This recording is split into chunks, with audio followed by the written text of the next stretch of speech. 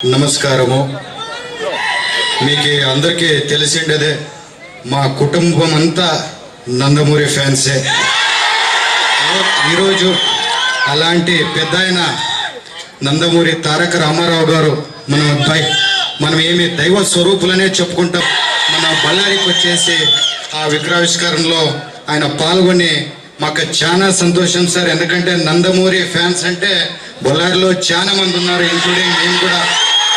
ప్రతి ఒక్కరూ ఈ రోజు కూడా మేము ఎమ్మెల్యే అయినా కూడా బాలకృష్ణ గారి సినిమాకి ఫస్ట్ డే ఫస్ట్ షో వెళ్తాం.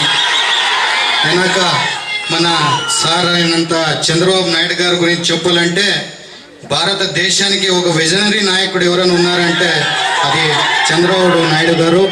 ఎందుకంటే 2002లోనే ఒక ఐటీ హబ్ హైదరాబాద్ని చేయాలని చెప్పేసి ఈరోజు ఐటీ హబ్ని హైదరాబాద్ని చేశారు.